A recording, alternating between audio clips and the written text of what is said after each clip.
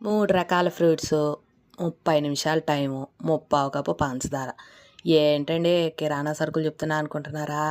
కాదండి బాబు. స్వచ్ఛమైన జామ్ తయారు చేసుకోవడానికి కావాల్సిన పదార్థాలు చెప్తున్నానండి. ఏవండోయ్! అందరూ ఎలా ఉన్నారు? అందరూ బాగుండాలి. అందులో నేనుండాలి. ఈరోజు కల్తీ లేని స్వచ్ఛమైన జామ్ ఇంట్లోనే తయారు చేసుకుందాం. వచ్చేయండి మరి. ఏట్లేదండి. ముందుగా 3 రకాల కాయలు యాపిలు, దానిమ్మకాయ, అలాగే ఆరెంజ్. ఆరెంజ్‌ని ఈ విధంగా తొక్కు తీసేసి పక్కనెట్టేసుకోవాలి. అలాగే దానిమ్మకాయ ఇత్తనాలు ఒలిసి పక్కన పెట్టుకోవాలి. యాపిల్‌కి కూడా పైన చెక్కు తీసేసి చిన్న ముక్కలుగా కట్ చేసేసుకోవాలి. ఇప్పుడు స్టవ్ ఆన్ చేసి ప్యాన్ ఎట్టేసుకొని అందులోకి సన్నగా కట్ చేసుకున్న యాపిల్ ముక్కలు, ఒక కప్పు నీళ్ళు పోసేసుకొని ఉడికించుకుంటూ ఉండాలి. ఈలోపు మిక్సీ జార్ తీసుకొని దానిమ్మకాయ ఇత్తనాలు ఒలిచేసుకున్నాం కదా! అవన్నీ మిక్సీ జార్‌లో ఏసేసుకొని మెత్తగా మిక్సీ పట్టేసుకోవాలి. అవసరమైతే కూసన్ని నీళ్ళేసుకోండి. ఎలా వచ్చిన దాన్ని ఇలా వడకట్టేసుకుంటే దానిమ్మ జ్యూస్ రెడీ అయిపోయిందండి. దీన్ని పక్కనెట్టేసుకుందాము. అదేవిధంగా అదే మిక్సీ జార్‌లో ఆరెంజ్ తొక్క తీసి పక్కన పెట్టుకున్నాం కదా! అయి కూడా మెత్తగా మిక్సీ పట్టేసి వడకట్టేసుకొని అది కూడా జ్యూస్ తీసేసుకోవాలండి. ఈ 2 జ్యూసుల్ని పక్కన పెట్టేసుకుందామండి. ఈలోపు యాపిల్ ముక్కలు ఉడికినాయో లేదో చూసుకుందాం. ఇలా ఉడుకుతా ఉంటాయన్నమాట. మూత పెట్టి మగ్గించుకుందాం.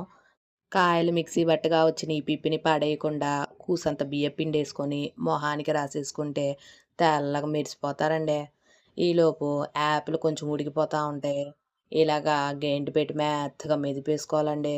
అదేదో మ్యాషర్ ఉంటుంది కదండీ! అది ఉంటే అది, లేకపోతే ఇట్లా గెంటి పెట్టి మెత్తగా అనేసుకుంటే మెత్తగా ఉడికిపోతదండి.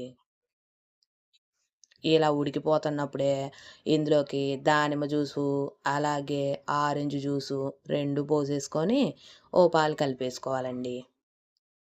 మనకింకా యాడన్నా యాపిల్ ముక్కలు మెత్తగా లేపోతే మెదుపుకోవచ్చు. ఈటిని దగ్గర పడేంత వరకు ఉడికించుకోవాలండి. ఇందులోకి 2 ముక్కలు బీట్రూట్ కూడా ఏసుకోండి. మంచి కలరొస్తది. ఇలా మూత పెట్టి మగ్గించుకుంటా ఉండాలి. మధ్య మధ్యలో కలుపుకుంటూ కూడా ఉండాలండి. లేపోతే అడుగు పట్టేసిద్ది. ఇప్పుడు ఇందులోకి ముప్పావు కప్పు వరకి పంచదార ఏసుకోవాలి. అరకప్పు చూపించి ముప్పావు కప్పు అంటున్నావు ఏందనుకుంటున్నారండి? ముందు అరకప్పు ఏసానండి.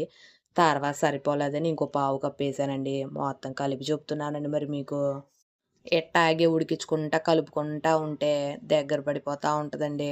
చూసారా మనం ఏమి రంగు వాడకుండానే రంగు ఎంత బాగొచ్చిందో బీట్రూట్ ముక్కలెయ్యంగాల్నే.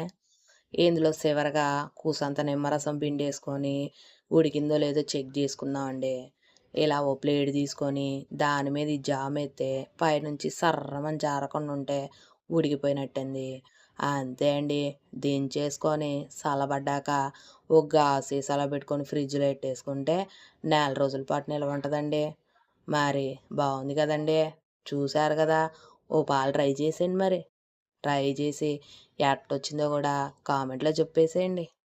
కొత్త ఛానల్ కదండీ! కూసంత సబ్స్క్రైబ్ చేసుకోండి మరి.